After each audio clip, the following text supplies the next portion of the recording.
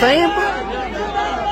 इहो नओं ट्रेंड मुतारिफ़ थी वियो पहिरियों चमाटा हणो पोइ कैंप ते अची करे माफ़ियूं वठो अलाए ईअं न आहे उहे ग़लतफ़हमियूं हुयूं ऐं उहे ग़लतफ़हमियूं असां मसइला हल करे छॾियासीं इहो सर कहिड़े क़िस्म जी ग़लतफ़हमी आहे तव्हां हिकिड़े नौजवान खे चमाट वाहे कढो ऐं पोइ चओ ग़लतफ़हमी आहे ईअं कोन्हे असल में असांखे मुंहिंजे अॻियां ॿ गाॾियूं हुयूं ऐं हिन नौजवाननि जी ऐं असांजे अॻियां जेके गाॾियूं हुयूं उन्हनि जो पाण में थोरो प्रॉब्लम थियो मूं त शीशो खोले हुनखे सॾु कयो ऐं सॾु कयो त उन इहे जेके सर वीडियो में साफ़ ज़ाहिर आहे तव्हां हुन ते कावड़ कयो था उन्हनि खे सॾे करे चमाटो हणंदा थींदी आहे ॾाढे आदम खां बि ग़लती थी पर तव्हां हुनखे जस्टिफाई न कयो तव्हां हुनखे जस्टिफाई उनजो अज़ालो तव्हां हुनखे जस्टिफाई न कयो न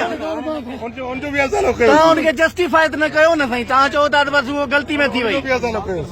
पर ईअं कीअं सर तव्हां अवामी नुमाइंदा रहिया आहियो अवाम तव्हांखे वोट ॾिनो आहे अवाम तव्हांखे वोट ॾिनो आहे ऐं तव्हां हुनजे बदिले में चमाटा हणंदा वधा हुजो इहो बाक़ी छा थियो सर अदा तूं हाणे हर मुंहिंजो इन ॻाल्हि खे छॾे ॾे असां संगत वटि आया आहियूं असांजी ॻाल्हि थी वई आहे असांजो ठाह थी वियो आहे असां हुननि खां माफ़ी वरिती आहे उहे असांजा दोस्त आहिनि असांजा इलाइक़े जा माण्हू आहिनि ऐं हिन इलाइक़े जे माण्हू हुअण जे नाते उहे पंहिंजे हक़ लाइ बीठा आहिनि हिते पंहिंजे राइट लाइ बीठा आहिनि चलो सर राइट जे हवाले सां तव्हां भला हुनखे छा यकीन दहानी कराई आहे मां हींअर हुन एडमिनिस्ट्रेशन सां ॻाल्हायो आहे हीअ 6 रुकनी कमेटी ठाहींदा हीअ वञनि था हुन सां ॻाल्हायो ऐं जेकॾहिं हिते सर तव्हांजो को ॿियो सियासी मुखालिफ़ अहिड़ी तरह जी ग़लती करे आहे पोइ तव्हांजो हुन में छा रिएक्शन हुजे या छा तव्हांजो हुन में रद्दमल हुजे असां कंहिं बि इंतकामी कार्रवाई में यकीन कोन था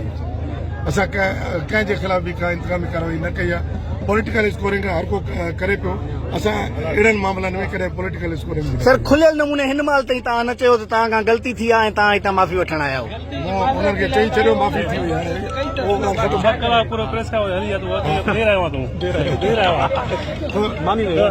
हा कुझु चवणु चाहियो था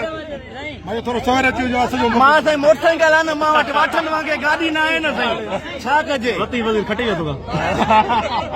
अब मां वाठो न आहियां न गाॾी न आहे किराए ते आयो आहियां देरि लॻी वेंदी आहे